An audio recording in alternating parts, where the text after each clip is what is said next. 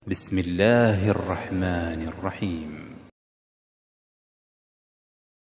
السلام عليكم ورحمة الله وبركاته. إن الحمد لله نحمده ونستعينه ونستغفره ونعوذ بالله من شرور أنفسنا ومن سيئات أعمالنا.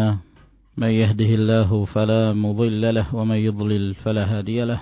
وأشهد أن لا إله إلا الله وحده لا شريك له. وأشهد أن محمدا عبده ورسوله صلى الله عليه وعلى آله وصحبه ومن اتبع هداه إلى يوم الدين. Amma ba'd, kaum muslimin dan muslimat yang semoga senantiasa mendapatkan keberkahan dan rahmat dari Allah Subhanahu wa taala, dan semoga Allah Jalla wa Ala senantiasa memberi perlindungan dari berbagai keburukan, dari berbagai virus dan wabah yang sekarang ini sedang menimpa mayoritas negara-negara yang ada di dunia ini. Sebagaimana yang kita ketahui bahwa virus COVID-19 atau juga disebut Corona yang telah menjadi sebuah pandemik yang merupakan bimbingan Rasulullah sallallahu alaihi wasallam untuk berupaya menghindari satu wabah yang menyebar apabila itu terjadi di satu wilayah atau satu negeri. Sebagaimana yang telah berulang-ulang kita sebutkan dari hadis Rasulullah sallallahu alaihi wasallam, "Idza sami'tum bi ardin bit ta'un fala tadkhuluha wa idza waqa'a bi ardin wa antum fiha fala takhruju minha." Apabila kalian mendengarkan terjadinya wabah ta'un di sebuah negeri, maka jangan kalian memasuki negeri itu. Dan apabila terjadi wabah tersebut sementara engkau berada di dalamnya, maka jangan engkau keluar darinya. Maka hadis Nabi sallallahu alaihi wasallam yang mulia ini, dan beliau as-sadiqul masduq, beliau menyampaikan ini berdasarkan wahyu dari Allah Subhanahu wa taala. Maka di saat terjadinya wabah, seorang muslim diperintahkan untuk menjauhkan dirinya dan menghindari wabah tersebut semampu mungkin. Dan kita mengetahui bahwa wabah COVID-19 merupakan wabah yang telah memasuki hampir seluruh negara dan hampir seluruh wilayah, sehingga kita wajib untuk berupaya menghindarinya. Maka tindakan-tindakan yang dilakukan oleh manusia dalam upaya menghindarinya, termasuk apa yang telah menjadi himbauan dari pemerintah kita. Semoga Allah Subhanahu wa taala senantiasa memberi taufik dan membimbing pemerintah kita kepada hal-hal yang diridai Allah Subhanahu wa taala, di mana mereka telah menghimbau masyarakat untuk melakukan social distance dengan menghindari kerumunan-kerumunan, tempat-tempat berkumpul, dan termasuk dalam hal ini ketika kaum muslimin menegakkan salatul jamaah di masjid-masjid yang dikhawatirkan akan menjadi sebab terjadinya penularan terhadap wabah tersebut, sehingga semakin menimbulkan kemudaratan di tengah-tengah masyarakat.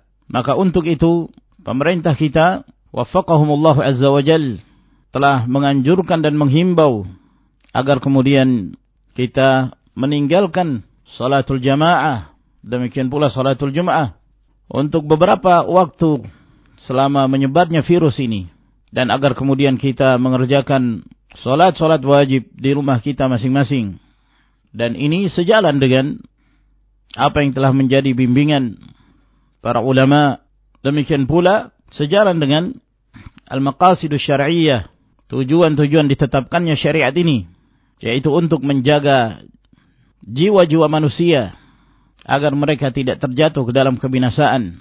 Untuk itu, ma'asyiral ikhwah rahimakumullah, pada kesempatan di malam hari ini, pada tanggal 29 Rajab tahun 1441 Hijriyah, pada hari Senin malam Selasa bertepatan dengan tanggal 23 Maret tahun 2020, saya ingin membacakan faidah berupa tulisan yang disusun oleh Fadilatul Syekh Ali bin Yahya Al-Haddadi hafizahullah ta'ala, yang menjelaskan tentang beberapa hukum-hukum yang berkaitan dengan salat di rumah dan hal-hal yang berkaitan dengan virus corona ini.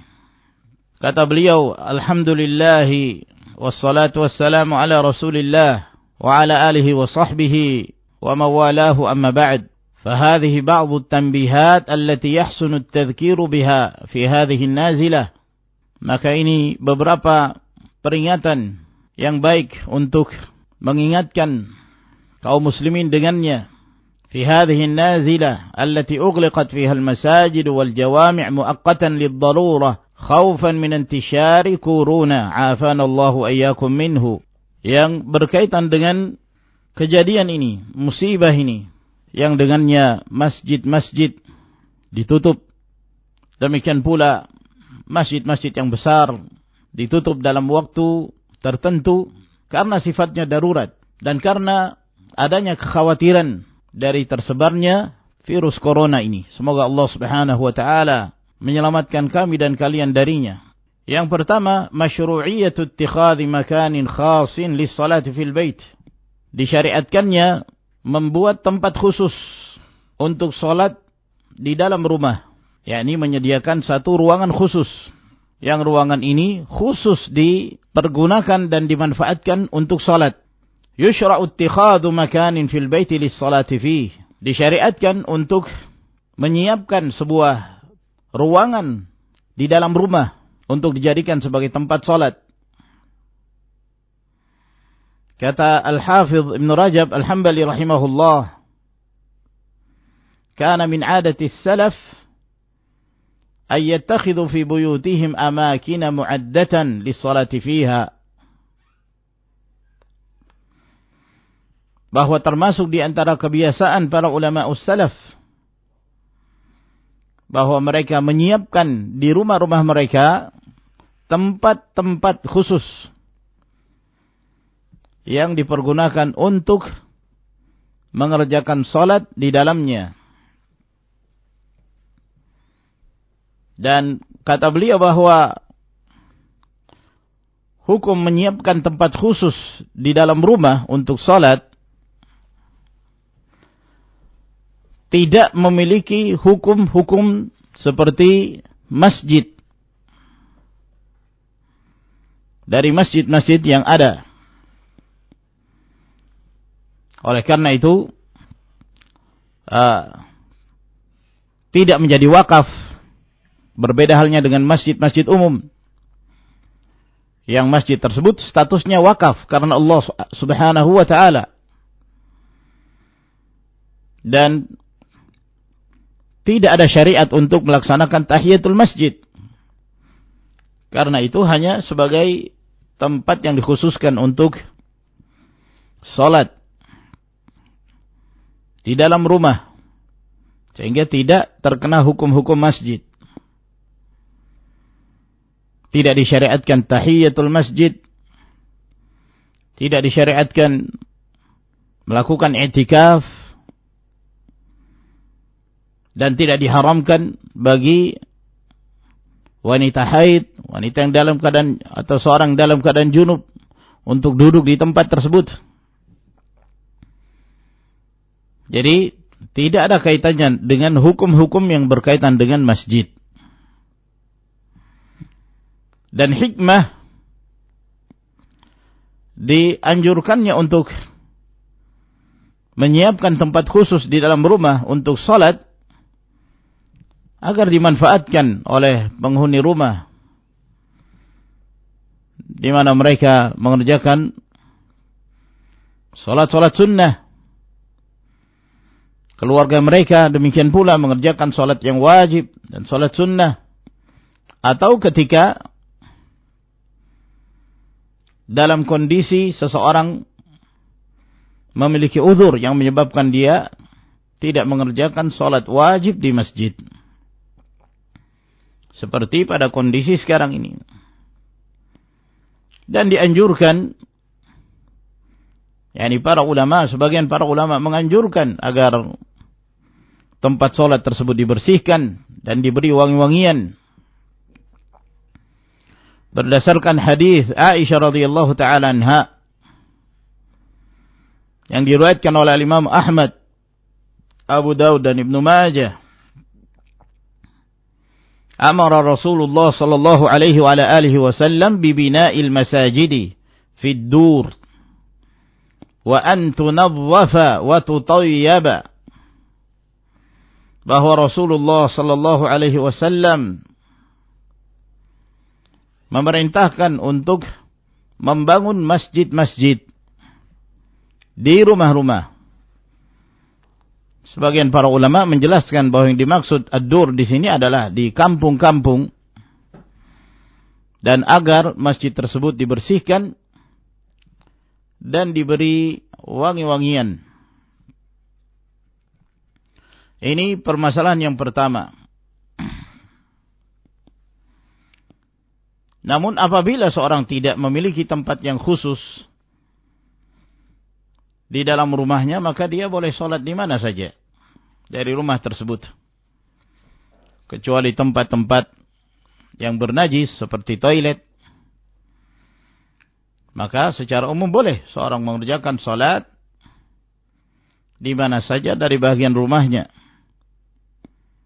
Rasulullah sallallahu alaihi wasallam beliau sendiri mengerjakan sholat dalam keadaan di hadapan beliau Aisyah radhiyallahu taala anha yang sedang beristirahat di malam hari, yang menunjukkan bahwa tidak ada tempat khusus bagi Rasulullah alaihi salatu wassalam.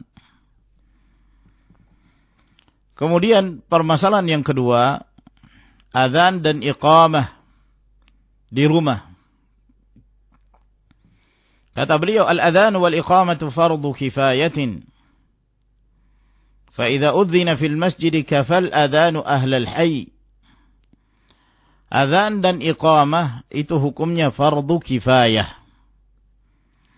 Apabila telah dikumandangkan azan di masjid, maka azan masjid tersebut telah mencukupkan bagi penduduk kampung yang ada di sekitarnya.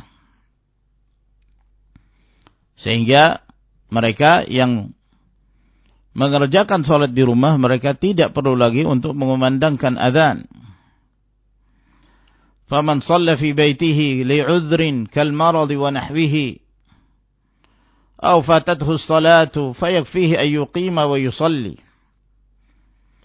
Maka siapa yang mengerjakan salat di rumahnya disebabkan karena adanya uzur seperti sakit dan yang semisalnya,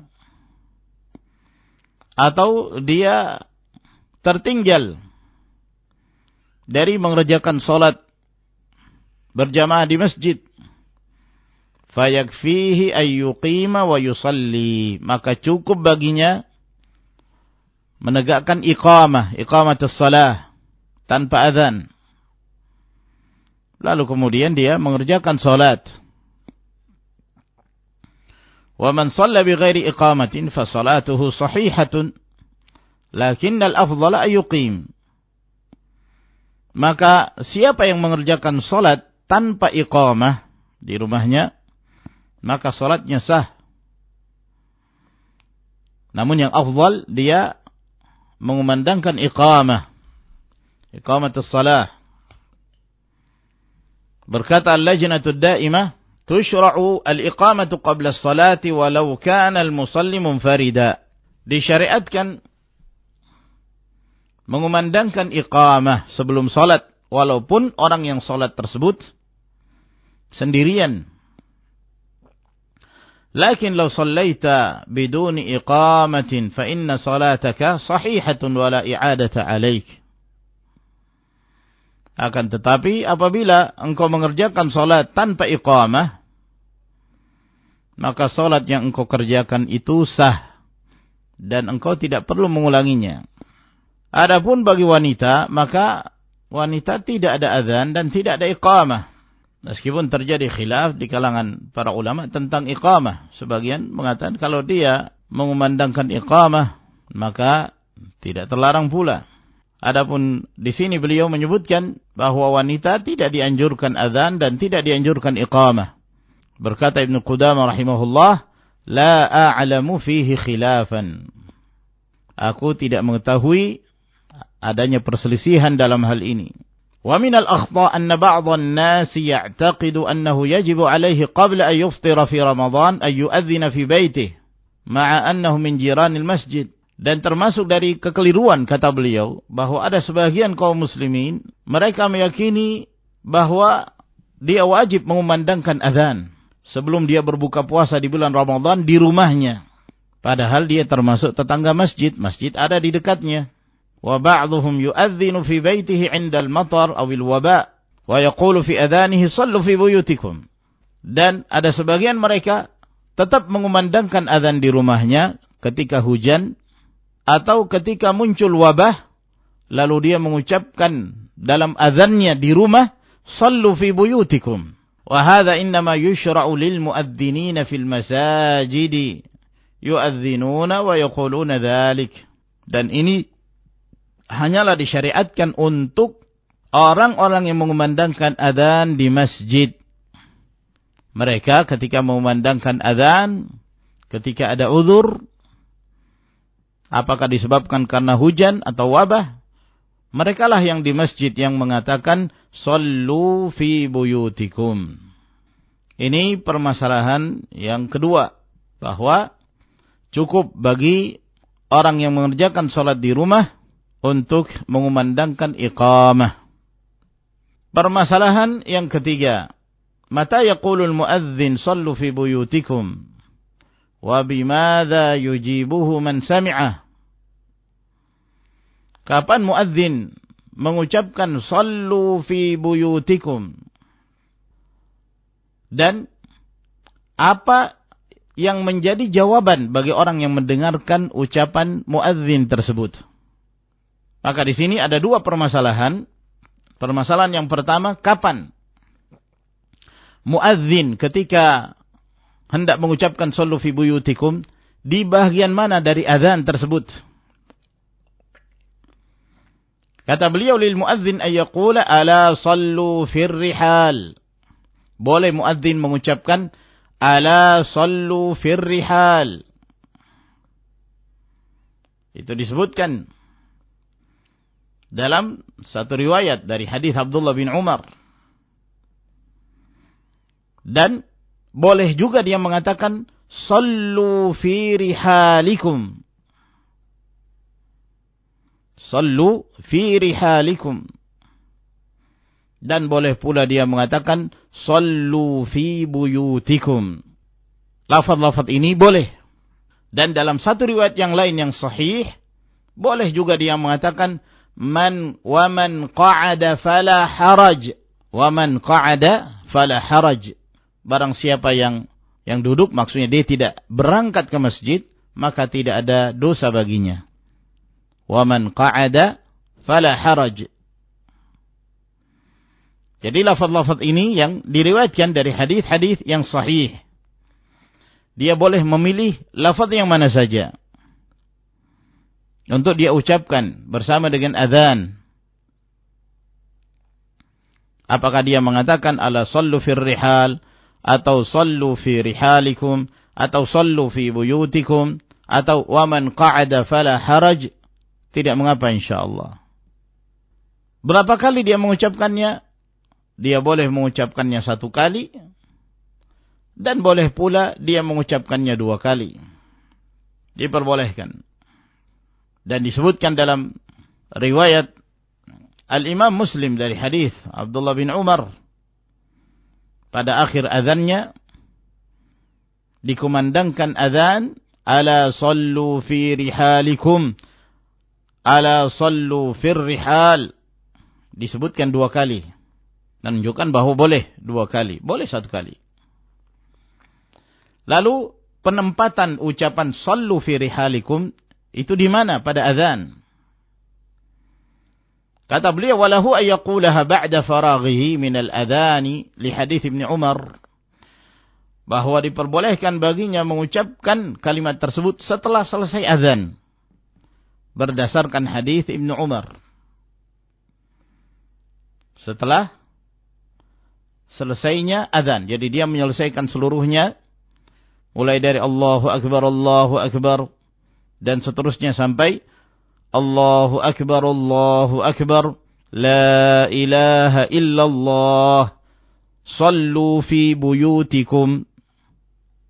Itu setelah dia menyelesaikan ucapan azannya. Itu diperbolehkan. Sebagaimana diperbolehkan pula dia mengucapkannya setelah al-hay'alatain. Setelah mengucapkan hayya 'alas shalah, hayya 'alal falah. Misalnya ketika dia mengumandangkan azan, hayya 'alas shalah, hayya 'alas shalah, hayya 'alal falah, hayya 'alal falah, sallu fi rihalikum. Boleh. Kemudian Allahu Akbar, la ilaha illallah. Ini juga diperbolehkan. Sebagaimana juga diperbolehkan mengganti al-hay'alatain. Seperti yang telah disebutkan dalam hadis Ibn Abbas. Jadi dia tidak mengucapkan hayya 'alas shalah dan hayya 'alal falah. Sehingga ketika dia mengumandangkan azan, dia mengucapkan Allahu Akbar, Allahu Akbar, Allahu Akbar, Allahu Akbar. Ashhadu an la ilaha illallah. Ashhadu an la ilaha illallah. Ashhadu anna Muhammadar Rasulullah. Ashhadu anna Muhammadar Rasulullah. Sallu fi rihalikum. Sallu fi rihalikum. Allahu Akbar, Allahu Akbar. La ilaha illallah. Ini juga diperbolehkan. Jadi dari hadis-hadis yang diriwayatkan dari Nabi sallallahu alaihi wasallam, ketiga cara ini diperbolehkan bagi muadzin untuk mengucapkannya. Lalu masalah yang berikutnya, apakah seorang yang mendengarkan ucapan muadzin ketika dia mengucapkan kalimat ini membalasnya? Sebagaimana yang kita ketahui, adanya perintah dari Nabi sallallahu alaihi wasallam, "Idza sami'tumul muadzin faqulu mithla ma yaqul muadzin." Apabila kalian mendengarkan muadzin mengumandangkan azan, maka ucapkan seperti apa yang diucapkan oleh muadzin. Kita diperintahkan untuk mengikutinya. Dan terkecuali pada al-hay'alatain, hayya 'alas shalah dan hayya 'alal falah, Rasulullah sallallahu alaihi wasallam menganjurkan untuk menjawab muadzin dengan mengucapkan la haula wala quwata illa billah. Maka mustami'ul adzan, yang mendengarkan adzan, apakah dianjurkan baginya untuk menjawab? Lalu bagaimana dia menjawab? Kata beliau, jumhur ulama mengatakan tidak disyariatkan.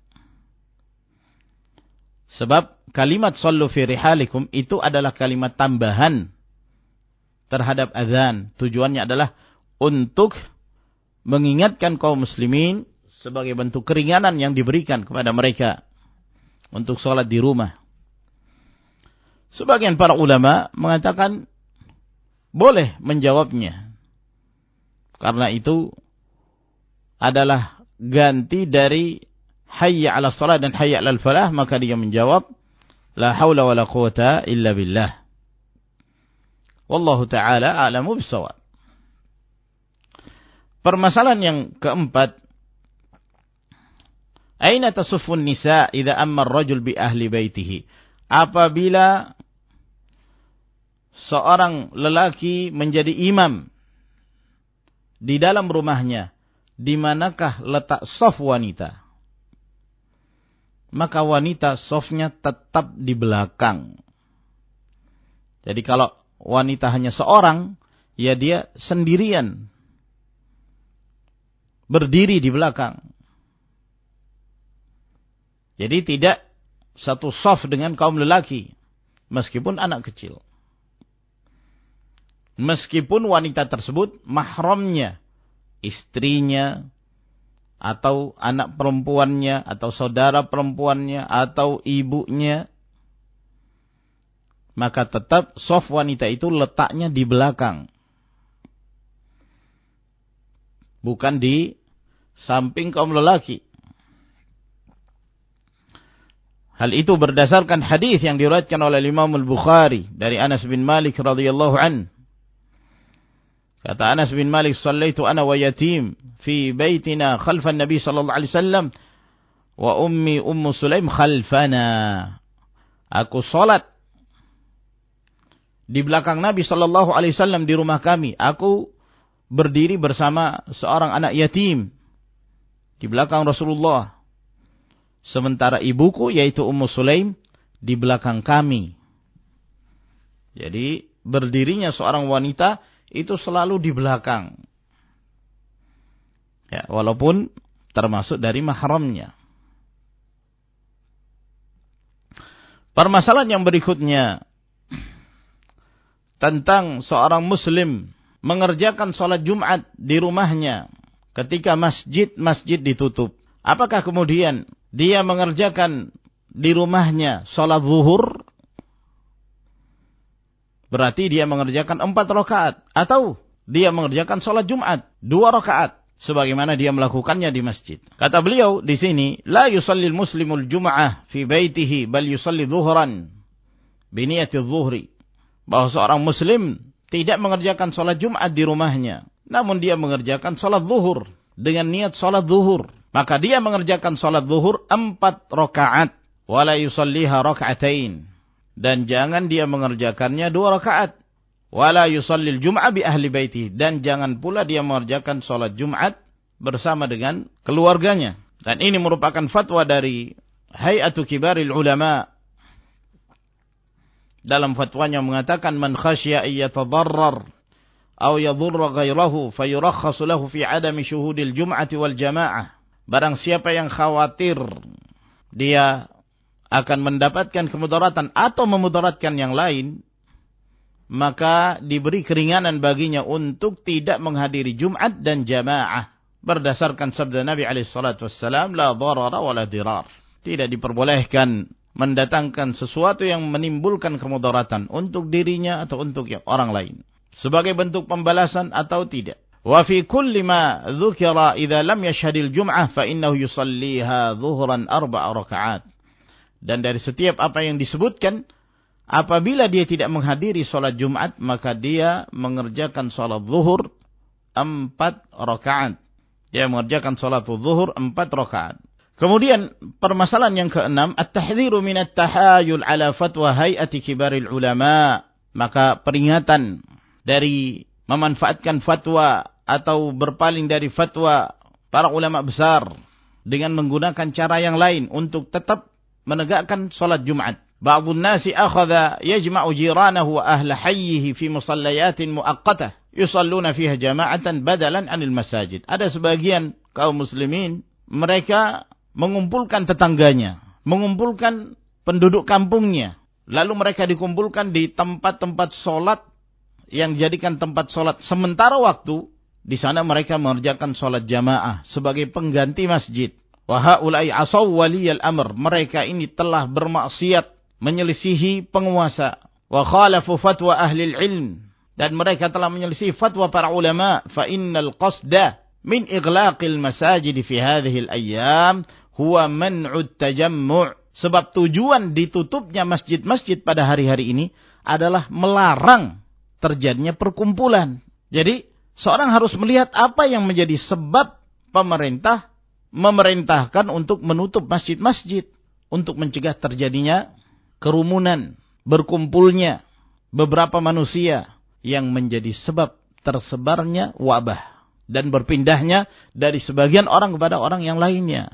Jadi permasalahan bukan sekedar menutup masjid lalu kemudian sholat di tempat-tempat tertentu yang bukan masjid, lalu kemudian memanggil tetangganya untuk mengerjakan sholat bersama. Itu tetap merupakan hal yang terlarang, tidak diperbolehkan. Maka pada bagian yang akhir, pada poin yang ketujuh di sini, kata beliau, at-tahdhiru minal khawarij. peringatan terhadap kelompok Khawarij. Za'ama ba'du Khawarij al-'asr anna al-iqaf al-mu'aqqata lil jum'ati wal jama'ah fil masajid bisabab waba'i corona riddatun 'anil Islam. Ada sebagian kelompok Khawarij di masa kini, mereka beranggapan bahwa dihentikannya sementara waktu untuk menegakkan salat Jumat dan jamaah di masjid-masjid karena sebab wabah corona, ini adalah merupakan bentuk kemurtadan dari Islam. La haula wala quwata illa billah. Sampai mereka menuduh pemerintahnya telah murtad. Sampai mereka menuduh bahwa pemerintahnya telah menghalangi kaum muslimin dari menegakkan syiar Allah Subhanahu wa taala. Wa anna al-bilad allati ughliqatil masajid أغلقت المساجد والجوامع حذرا من تفشي مرض كورونا صارت ديار كفر. Lalu mereka beranggapan bahwa negeri-negeri yang telah menutup masjid-masjid tersebut karena khawatir menyebarnya virus corona ini telah menjadi negara kafir. Wa hadzal qawlu namudhaj lima alaihi al-khawarij min awwal dhuhurihim ila al-yawm min al-jahl bi dinillah wat tasarru' ila at-takfir واستحلال الدماء والدعوة إلى الفتن والفوضى والعياذ بالله.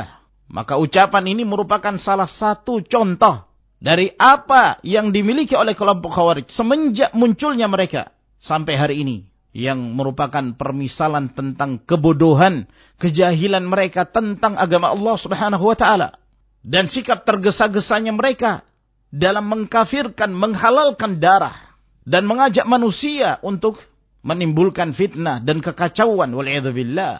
Wa qad aftat hay'atu kibaril ulama bijawazi iqafil jum'ah wal jama'ah fil masajid fi hadhihi an-nazilah allati hallat bi aktsaril 'alam taharruza min intisharihi likaunihi yantashiru bil mukhalata wal ijtima'.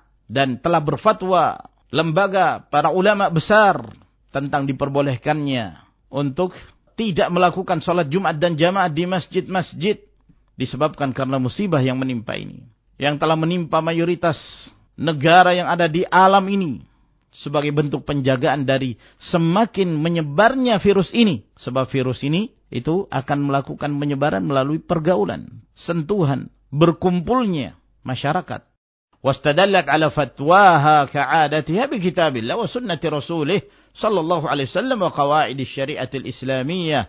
Dan mereka berdalil di atas fatwa ini berdasarkan kitabullah, sunnah Rasul sallallahu alaihi wasallam dan kaidah syariat Islam.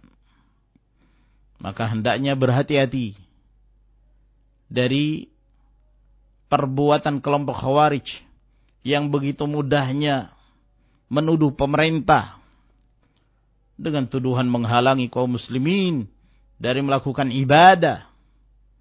Padahal itu adalah untuk kemaslahatan mereka dan untuk kemaslahatan seluruhnya. Dan itu bagian dari sunnah Rasulullah sallallahu alaihi wasallam. Sebagaimana ada juga sebagian dari jamaah yang dibangun di atas kejahilan, kebodohan, kedangkalan ilmu, malas dalam menuntut agama Allah Subhanahu wa taala, tidak mempelajari Al-Quran dan Sunnah Nabi Sallallahu Alaihi Wasallam. Di antara mereka mengatakan bahwa kita tidak takut dengan corona, kita hanya takut kepada Allah. Di mana itu corona? Biarkan jamaah kami yang mendatanginya. Haula juhal. Ini orang-orang yang bodoh. Orang-orang tidak mengerti Islam. Walaupun memakai sorban, walaupun berjenggot, walaupun menampakkan diri dengan penampilan Islam, namun apa yang diucapkan menunjukkan kebodohan dan kepandiran dan kedangkalan tentang agama Allah Subhanahu wa taala. Khawatir, rasa takut dari hal-hal yang nampak itu adalah hal yang diperbolehkan. Tidak bertentangan dengan rasa takut seorang kepada Allah Subhanahu wa taala. Yang disebut oleh para ulama khauf tabi'i. Rasa takut yang sifatnya itu adalah tabiat manusia. Dia takut kepada orang yang zalim misalnya. Ya. Kalau saya berjalan di jalan ini nanti ada perampok, ada penyamun, ada orang yang akan memudaratkan saya atau membunuh saya, lalu dia menghindari. Takut.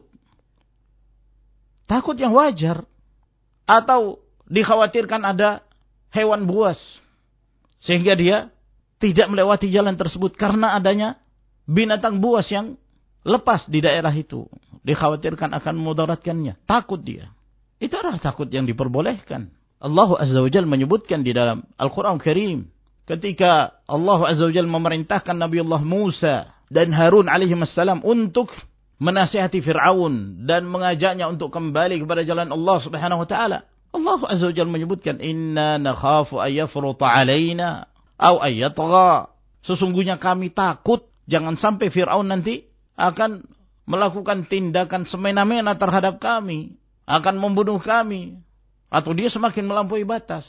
Maka Allah Subhanahu wa taala menasihatinya, "La takhafa, innani ma'akuma asma'u wa ara." Jangan kalian berdua takut.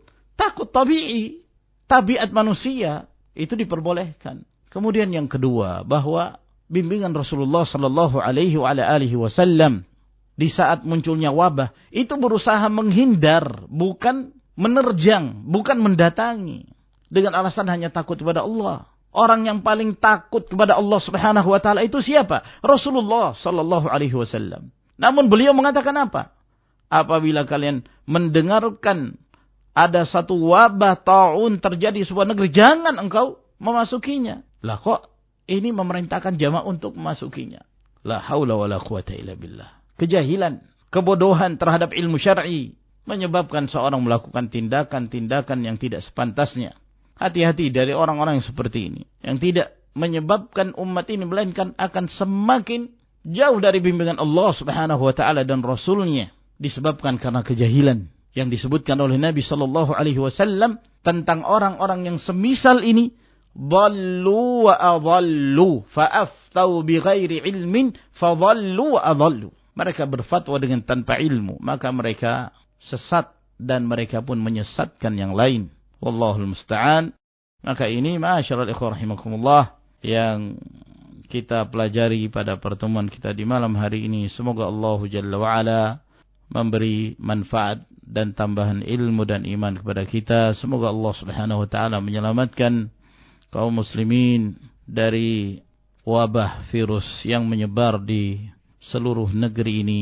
Semoga Allah Subhanahu wa taala menjadikan kaum muslimin memetik hikmah dari musibah yang sedang menimpa ini, agar kemudian kita kembali kepada Allah dan kita melakukan introspeksi diri dan mengakui akan dosa-dosa yang banyak kita lakukan, dan semoga Allah Subhanahu wa taala mengampuni setiap dosa dan kesalahan kita tersebut. Sampai di sini para pendengar Radio Ibnul Qayyim, a'azzakumullah, wa akhiru da'wana alhamdulillahi rabbil alamin, wa sallallahu ala nabiyyina Muhammadin wa ala alihi wa sahbihi wa sallama tasliman katsira. Wassalamu alaikum warahmatullahi wabarakatuh.